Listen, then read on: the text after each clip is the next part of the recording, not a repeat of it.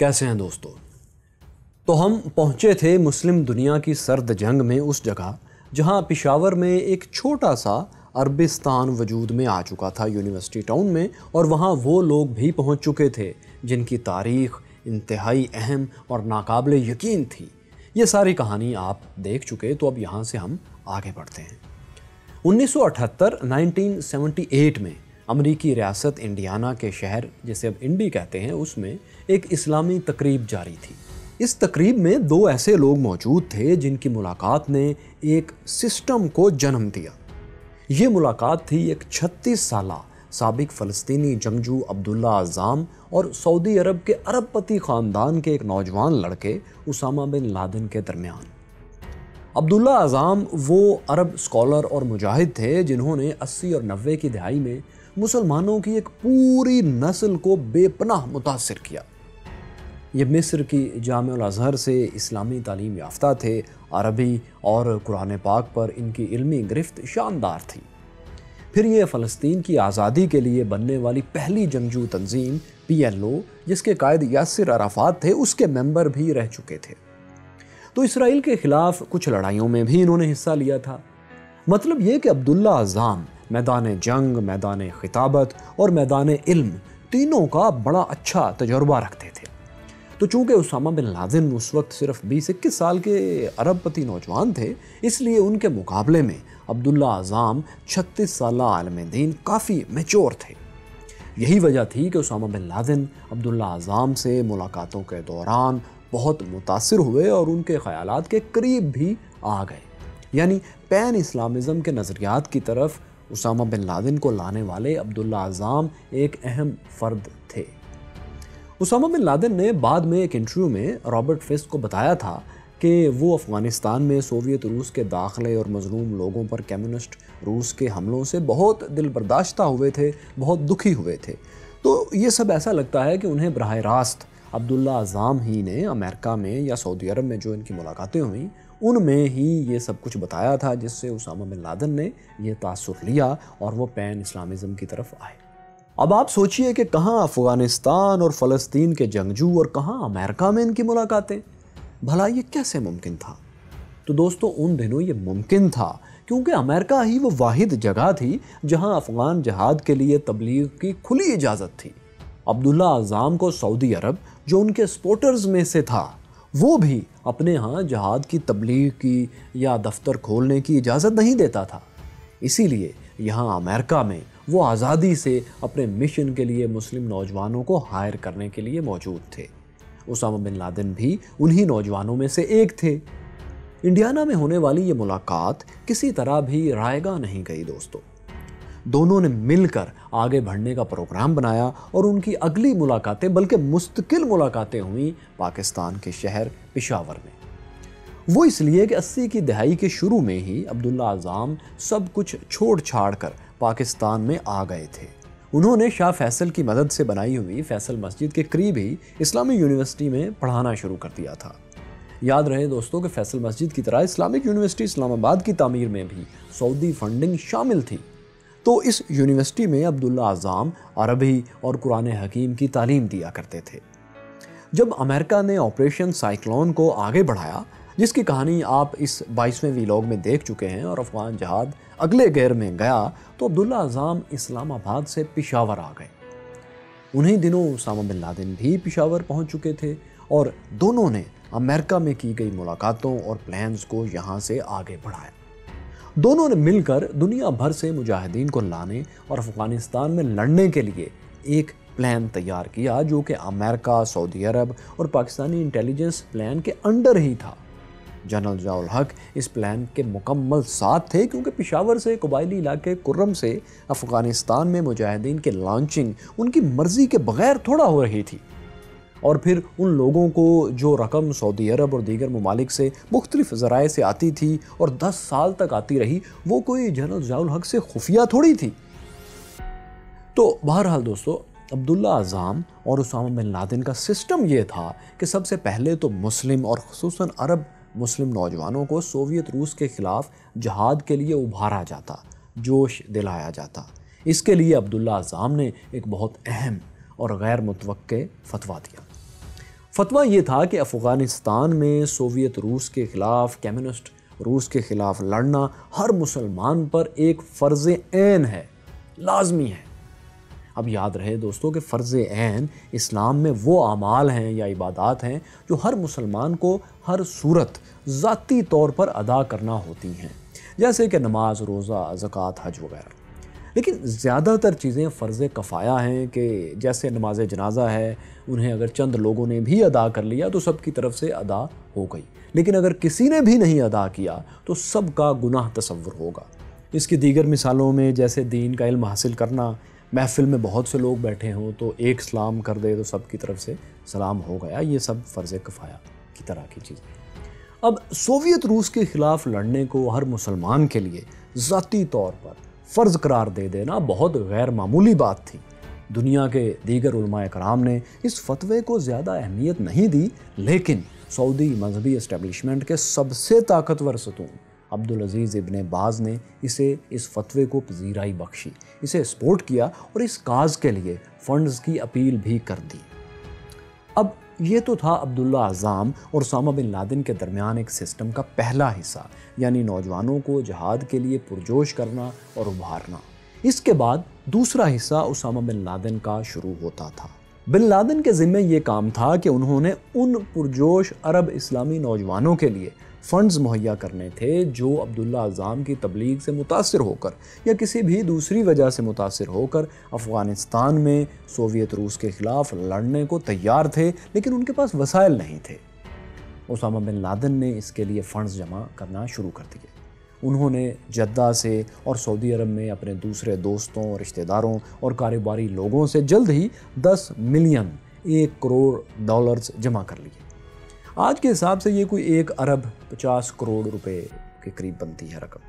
Usama bin Laden اس رقم سے یہ کرتے تھے کہ جو عرب نوجوان جہاد کے لیے پشاور آنے اور تربیت لے کر کمیونسٹ سوویت روس کے خلاف لڑنے کو تیار ہوتا تھا، اس کے ٹکٹس، اس کے رہنے کا خرچہ، اگر وہ اپنی فیملی کے ساتھ آنا چاہتا ہے تو اس کی پوری فیملی کے ٹکٹس اور پشاور میں رہائش کا خرچہ وغیرہ اسامہ بن لادن فراہم کرتے تھے۔ تو یہ اس سسٹم میں ان کا پارٹ تھا۔ اس کام کے لیے وہ اپنے والد کی کمپنی سعودی بن لادن گروپ سے بھی مدد لیتے تھے۔ مصر میں ان کی کمپنی کاروبار کر رہی تھی اور وہاں سے لوگوں کو کنسٹرکشن کے لیے ہائر کر کے دنیا بھر میں جہاں بھی سعودی بن لادن گروپ کے پروجیکٹس چل رہے ہوتے تھے وہاں بھیجا جاتا تھا۔ تو عرب اسی گروپ کے کسی دفتر میں پہنچ جاتے تھے، یہ نوجوان عرب جو کہ بظاہر ایک ورکر کی حیثیت سے وہاں پہنچتے تھے، لیکن دراصل انہیں پشاور کے لیے روانہ ہونا ہوتا تھا، جو اس گروپ کے ذریعے یہ پھر ہو جاتے تھے، آ جاتے تھے۔ اچھا، تو جب یہ پشاور آتے تھے دوستو تو یہاں ان کو ریسیو کرنے کے لیے ایک سنگل سٹوری شاندار آفس تیار تھا جسے اسامہ بن لادن اور عبداللہ عزام نے مکتب الخدمت کا نام دیا تھا۔ یونیورسٹی ٹاؤن پشاور میں قائم یہ دفتر اچھا خاصا بڑا دفتر تھا۔ اس کے ایک حصے کو بطور ایک گیسٹ ہاؤس استعمال کیا جاتا تھا اور دوسرے حصے میں دفاتر تھے۔ یہیں پر عرب مجاہدین کو فنڈز دیے جاتے تھے، کمیونسٹ سوویت روس سے لڑنے کے لیے اسلحہ دیا جاتا تھا، اور دنیا بھر سے آنے والے وہ نوجوان جنہیں عبداللہ عزام اور ان جیسے دیگر پرعزم اسکالرز قائل کر چکے ہوتے تھے، پہلے سٹیپ میں یہیں ٹھہرتے تھے۔ اس کے بعد انہوں نے پشاور میں کرائے پر کہیں اور منتقل ہونا ہو یا افغانستان میں لانچ ہونا ہو یا کسی ٹریننگ کیمپ میں جانا ہو تو وہ عمل اس کے بعد ہی شروع ہوتا تھا، لیکن بنیادی دفتر یہی تھا۔ یونیورسٹی ٹاؤن کے اس دفتر کو چلانے کے لیے اسامہ بن لادن ہر مہینے $25,000 ادا کرتے تھے۔ یہ آج کے حساب سے کوئی 40 لاکھ روپے سے تھوڑی سی کم رقم بنتی ہے۔ لیکن دوستو، یہ پشاور والا ہی ایک واحد دفتر اس کام میں مصروف نہیں تھا۔ اسامہ بن لادن اور عبداللہ عزام نے مکتبہ الخدمت کی فرانچائز بھی دنیا بھر میں کھولنے کی کوشش کی، لیکن انہیں صرف ایک ملک میں اس کی برانچ کھولنے کی اجازت ملی۔ آپ حیران ہوں گے کہ اس مکتبہ الخدمت کی دوسری اور واحد برانچ امریکی شہر نیو یارک کے علاقے بروکلین میں کھولی گئی۔ ڈاکٹر عبداللہ عزام کے نام سے بروکلین میں بینک اکاؤنٹ بھی کھلا، جس کی تفصیلات آج بھی انٹرنیٹ پر موجود ہیں۔ اس اکاؤنٹ کے کھلنے پر عبداللہ عزام نے ایک خوشی کا خط اپنے رسالے الجہاد میں لکھا۔ اس خط میں انہوں نے تمام جنگجوؤں کو، مجاہدین کو اور ان کو فنڈز فراہم کرنے والوں کو بتایا کہ بروکلن میں ایک وکیل کی خدمات بھی ہائر کر لی گئی ہیں، لائسنس بھی لے لیا گیا ہے، اور جس نے بھی اس مشن کے لیے فنڈز دینا ہو وہ ڈاکٹر عبداللہ اعظام کے نام کا چیک بنا کر مکتبہ الخدمت بروکلن کے اکاؤنٹ میں بھیج سکتا ہے۔ نیچے اکاؤنٹ نمبر بھی درج تھا۔ تو دوستو یوں امریکہ میں ان کی مرضی سے یہ سسٹم عبداللہ اعظام اور اسامہ بن لادن مل کر چلانے لگے۔ لیکن ظاہر ہے اکیلے اسامہ بن لادن تو اسے فنڈ نہیں کر رہے تھے۔ امریکہ نے کمیونسٹ سوویت روس کو شکست دینے کے لیے اس کے خلاف افغان جنگ میں 3 ارب ڈالرز کی سرمایہ کاری کر رکھی تھی۔ ایک دہائی کے دوران کی جانے والی سرمایہ کاری کے ہر $1 کے بدلے سعودی عرب نے بھی $1 دینے کا وعدہ کیا تھا۔ یعنی جتنی رقم امریکہ خرچ کرے گا اتنی ہی سعودی عرب بھی خرچ کرے گا۔ سعودی عرب میں بھی کئی طریقوں سے فنڈز اکٹھے ہونے لگے۔ سعودی عرب میں یہ معاملات سعودی مرکز ریاض کا گورنر ذاتی طور پر دیکھتا تھا۔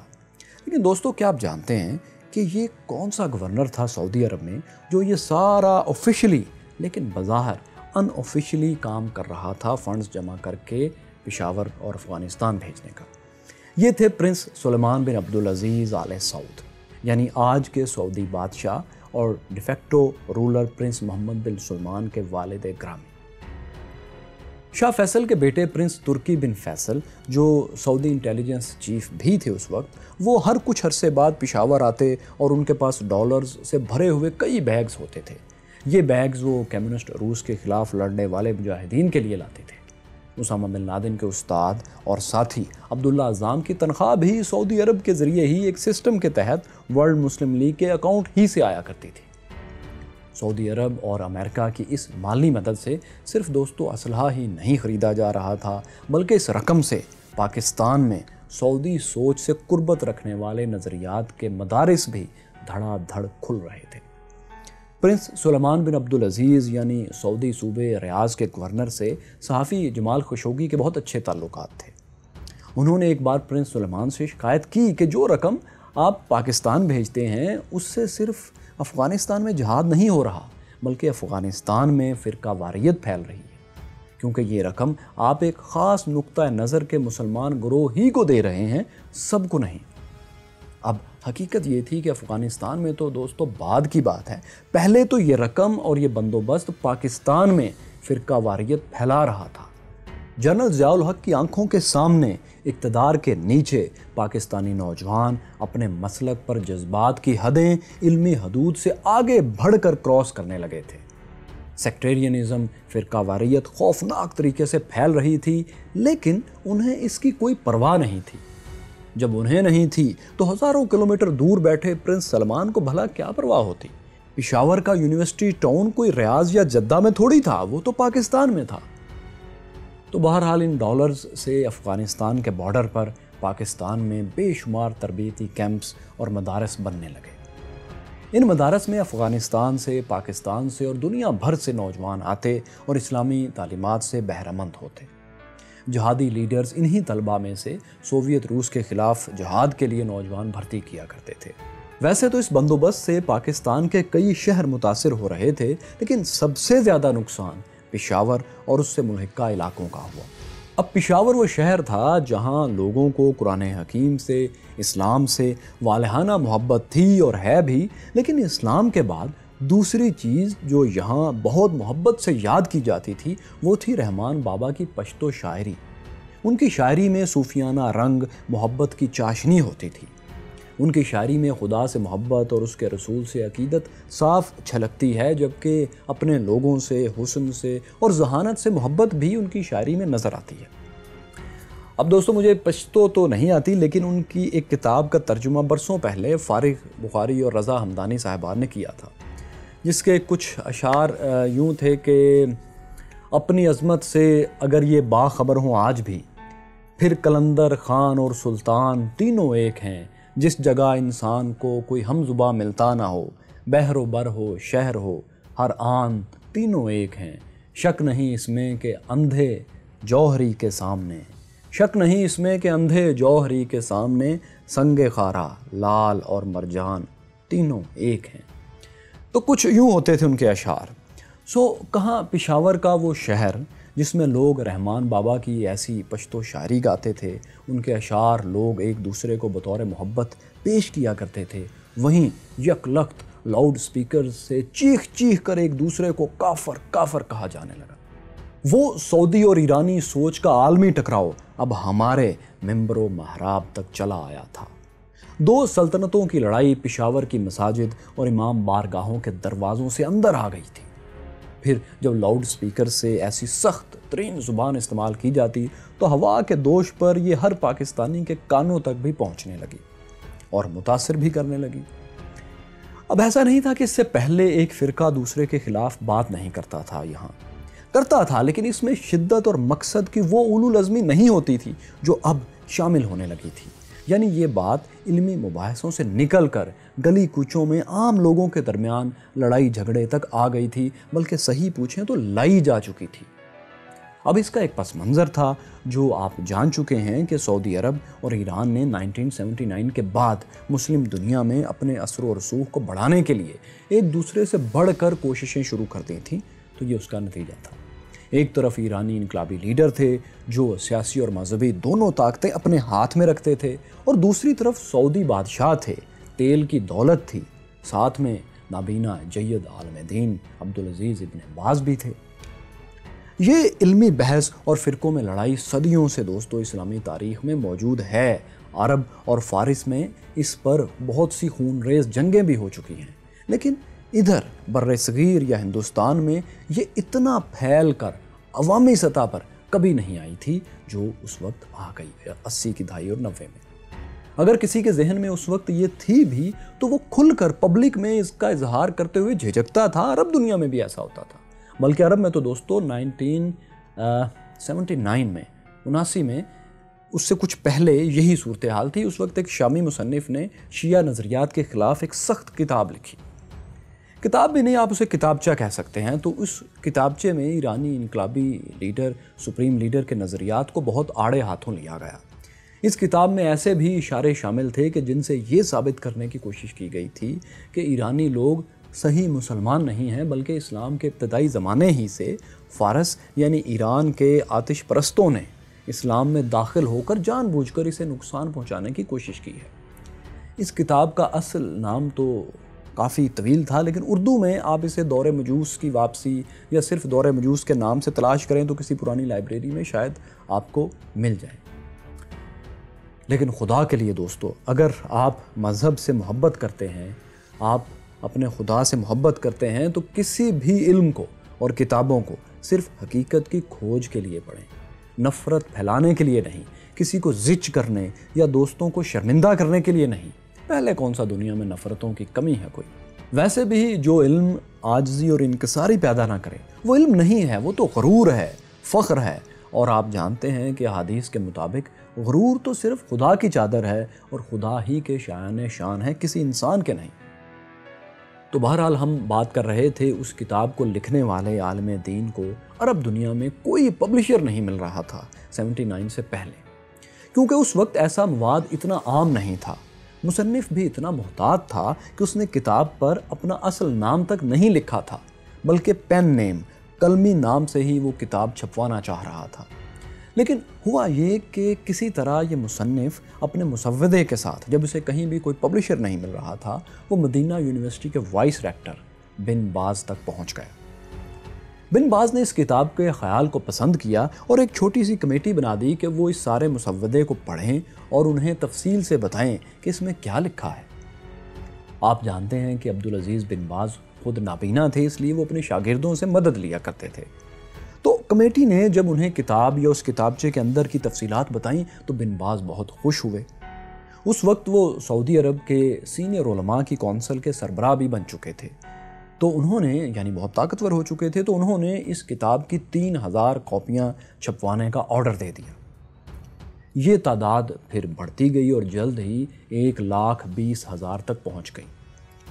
ان ہزاروں لاکھوں 1,20,000 سے زائد کتابوں کو عرب دنیا سے لے کر امریکی ریاستوں تک میں پھیلایا گیا۔ اب ظاہر ہے بن باز جیسے طاقتور اور بااثر عالم دین کی سرپرستی میں اس کتاب کو پھیلنے سے کوئی روک تھوڑی سکتا تھا۔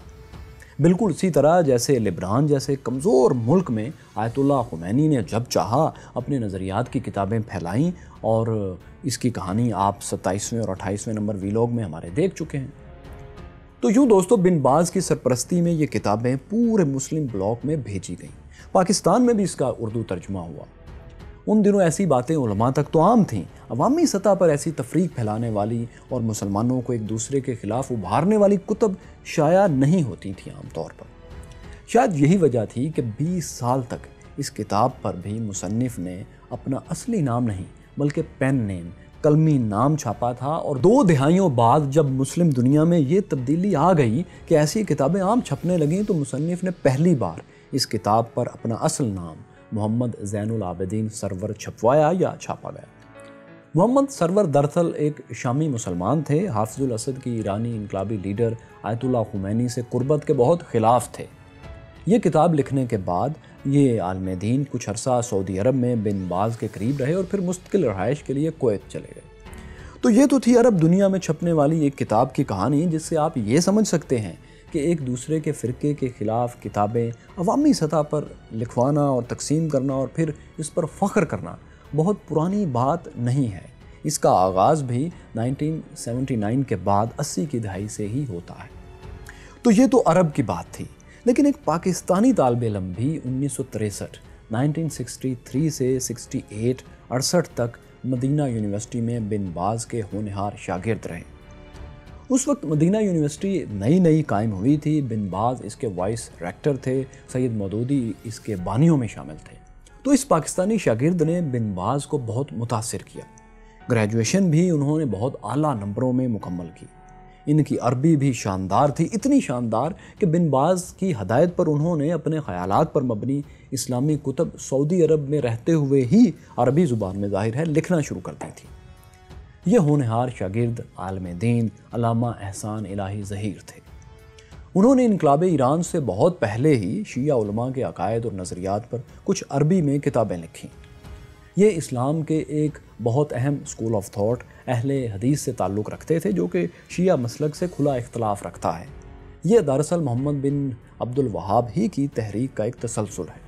तो अल्लामा एहसान इलाही ज़हीर की किताबें चूँकि सऊदी अरब के ईरान मुखालिफ एजेंडे को सपोर्ट करती थीं, तो उन्होंने इन किताबों के तराजम करवाने में भरपूर मदद दी और उर्दू में भी इनके तराजम हुए और पूरी दुनिया में सऊदी एम्बेसीज़ ने, सिफारत खानों ने ये किताबें फैलाईं। पाकिस्तान से लेकर वाशिंगटन तक फैले हुए सऊदी सफारत खानों में एक अलमारी में अल्लामा एहसान इलाही ज़हीर की किताबें हुआ करती थीं, जिन्हें सऊदी सफारतकार तहफ़ के तौर पर मुख्तलिफ़ तकरीबात में अपने मेहमानों को दिया करते थे। यानी जो किताबें अल्लामा साहब ने यकीनन इल्मी नौइयत से ही लिखी होंगी, उनका अब सियासी इस्तेमाल किया जा रहा था सऊदी अरब के ज़रिए, क्योंकि सऊदी अरब को उस वक्त ये सब सूट करता था। लेकिन किताबों से हटकर अल्लामा एहसान इलाही ज़हीर का असल मैदान खिताबत था। वो 80 की दहाई में पाकिस्तानी सियासत और मजहबी हलकों में खूब छाए रहे। उन्होंने पाकिस्तान में जमात अहले हदीस के नाम से एक सियासी जमात भी बनाई। इस दौरान उनका ताल्लुक़ सद्दाम हुसैन से इराक़ में कायम हुआ यूँ था कि 80 की दहाई में जब ईरान इराक़ जंग ज़ोरों पर थी, तो ईरानी सुप्रीम लीडर ने सद्दाम हुसैन को मुसलमानों का दुश्मन और काफिर करार दे दिया। ईरानी रेडियो और मीडिया से ये प्रोपेगेंडा आम था कि इराकी हुकूमत एक काफिर हुकूमत है, क्योंकि इसने एक मुस्लिम मुल्क पर हमला किया है। ये इस वजह से था कि सद्दाम हुसैन की पार्टी बास पार्टी थी। ये पार्टी सोशलिस्ट और सेकुलर नज़रियात के साथ कायम हुई थी और सोवियत रूस के करीब थी। सद्दाम हुसैन का ताल्लुक भी इसी पार्टी से था। सद्दाम हुसैन खुद भी अमली तौर पर मजहबी इंसान नहीं थे, बल्कि जब ईरानी सुप्रीम लीडर ने उनके खिलाफ ऐसे फतवे दिए तो वो परेशान हो गए। अब उन्हें चारों नाचार ईरान से मुकाबले के लिए मुस्लिम दुनिया की हमायत चाहिए थी। तो ऐसा हुआ कि उन्होंने उस वक्त अपने इत्तेहादी सऊदी अरब से दरख्वास्त की कि उनकी मदद की जाए।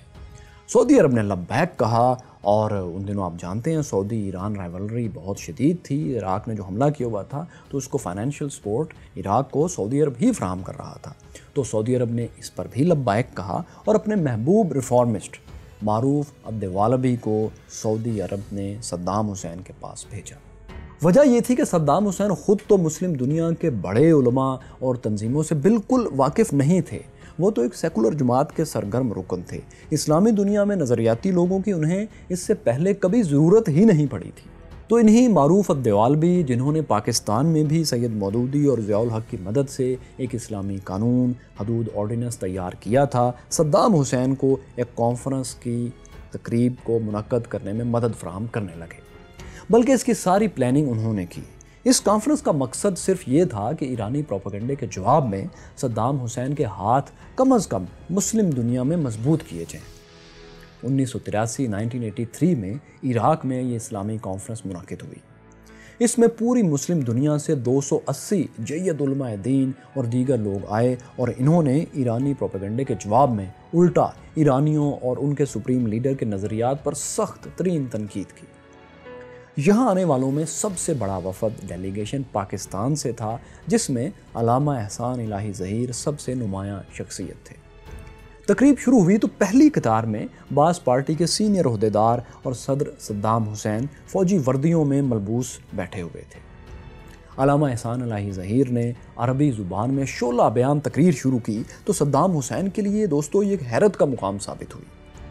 اس واقعے کی ویڈیو کا کچھ حصہ آج بھی یوٹیوب پر موجود ہے، آپ دیکھ سکتے ہیں۔ علامہ احسان الہی ظہیر بغیر نوٹس کے دبنگ لہجے میں روانی سے عربی میں خطاب کر رہے تھے اور ایران پر اور جو صدام حسین کو اس وقت ضرورت تھی وہ سارا موضوع جو تھا اس کے اوپر گفتگو وہ کر رہے تھے۔ ان کا علم اور ان کی شعلہ بیانی اور ان کی عربی زبان پر گرفت سب صدام حسین اور ان کے ساتھی سامنے بیٹھے حیرت سے دیکھ رہے تھے۔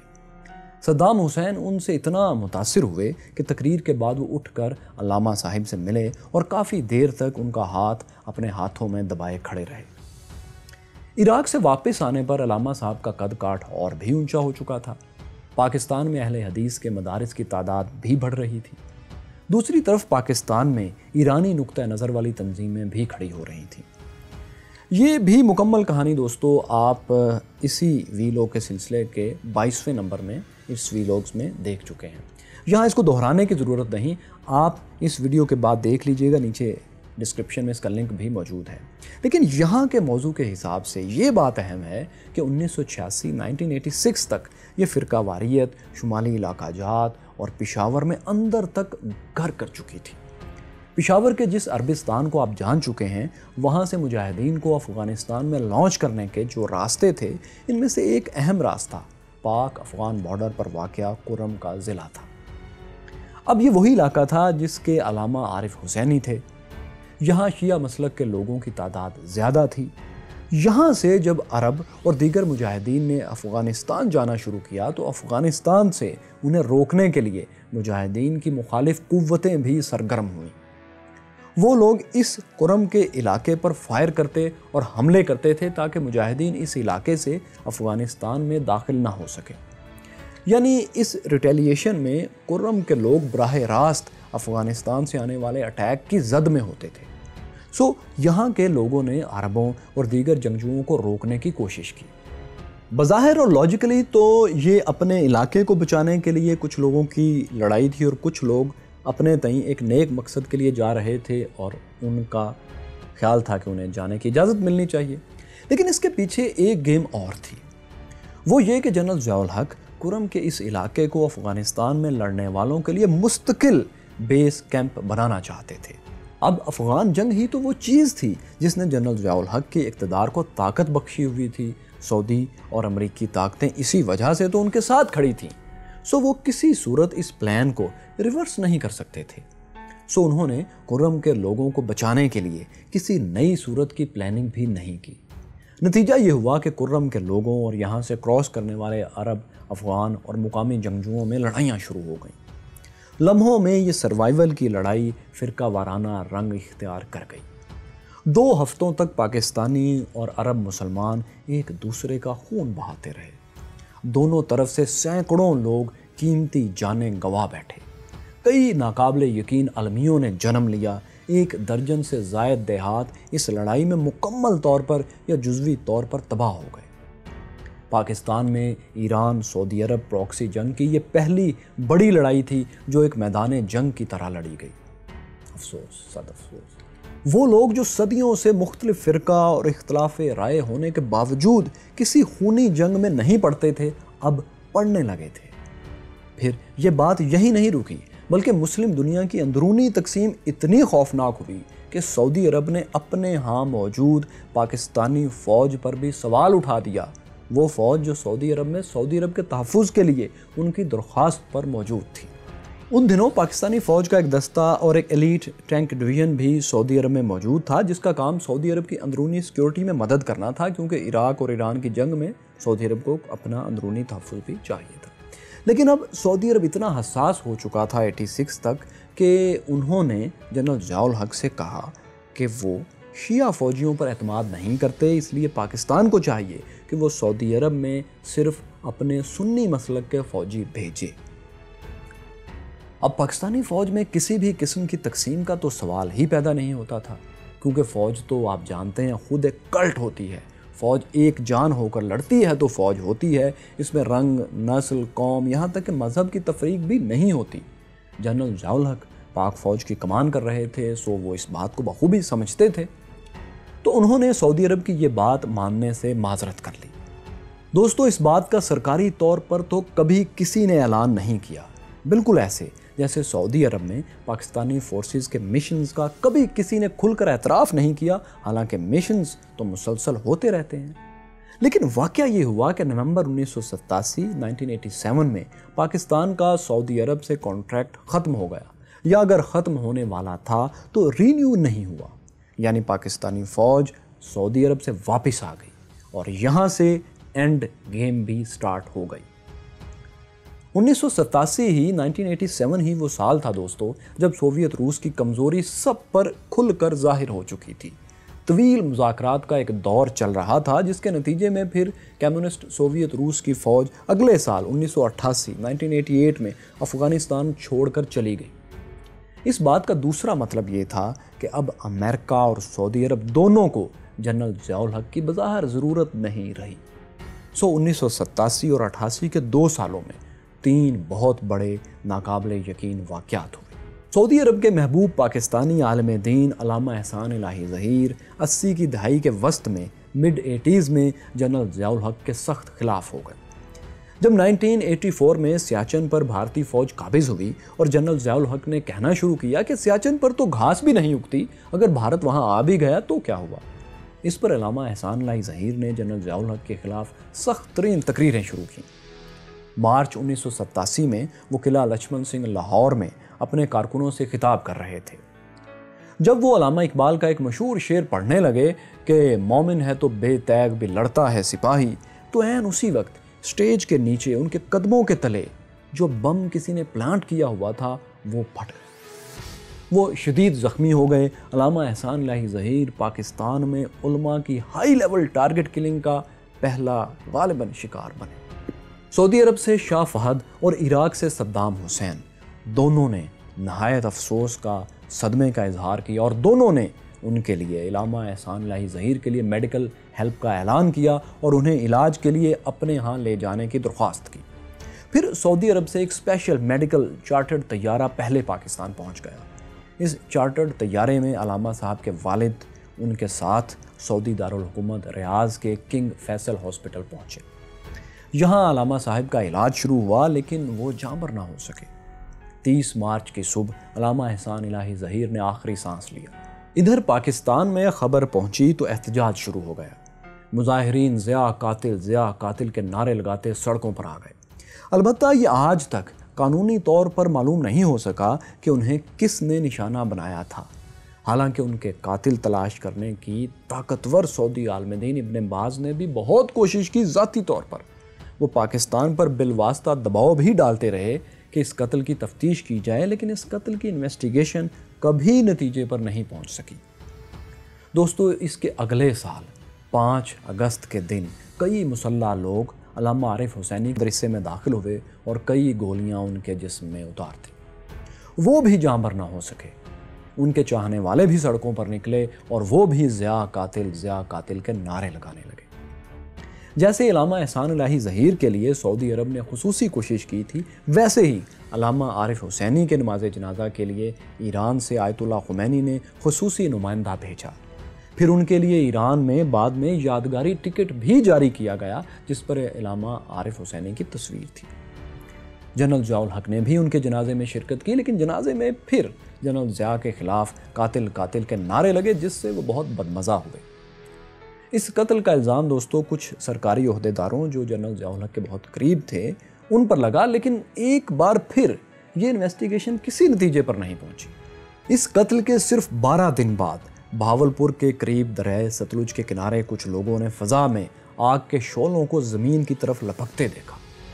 یہ C-130 طیارہ تھا جو نوز ڈائیو کرتے ہوئے زمین کی طرف دوڑتا چلا آ رہا تھا، لپکتا چلا آ رہا تھا۔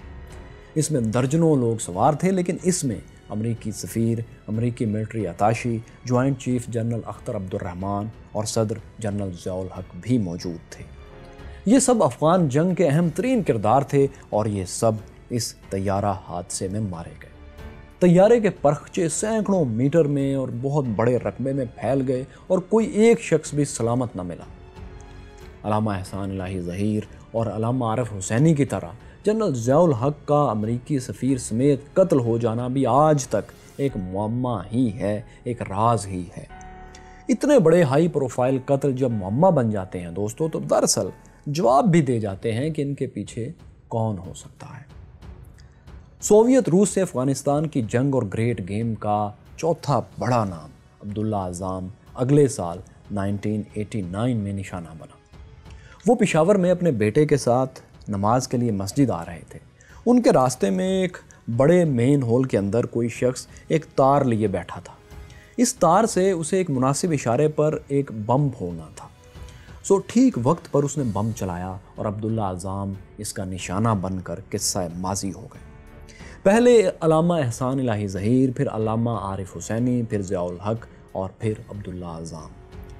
2.5-3 سال میں پاکستان کے اندر وہ بڑے بڑے انٹرنیشنل نام جو سعودی ایران پروکسی جنگ اور افغان سوویت جنگ یا افغان جہاد سے منسلک تھے، ختم ہو گئے یا کر دیے گئے۔ کس نے کی؟ آپ خود اندازہ کر لیجئے۔ پشاور کے یونیورسٹی ٹاؤن میں قائم ہونے والا مکتبہ الخدمت چھوٹا سا عربستان مکمل طور پر پھر اسامہ بن لادن کے ہاتھ آ گیا۔ یہ القاعدہ کا پہلا عالمی مرکز تھا۔ امریکہ میں جو اس کا ایک دفتر، اس کی برانچ، اس کی فرنچائز قائم تھی، وہ امریکہ نے ختم کروا دی، بند کروا دی۔ دوستوں، مسلم دنیا کی سرد جنگ کی اس کہانی کا بھی کچھ حصہ اور باقی ہے۔ اس پر ہم اگلی قسط میں بات کریں گے۔ ضرور دیکھیے گا۔ جن دوستوں نے یہ کہانی شروع سے نہیں دیکھی وہ یہاں کلک کر لیں۔ یہاں جانیے کہ کیا 2023 میں سلطنت عثمانیہ بحال ہو گئی، اور یہاں دیکھیے کہ پاکستان میں فرقہ واریت کیسے پھیلی۔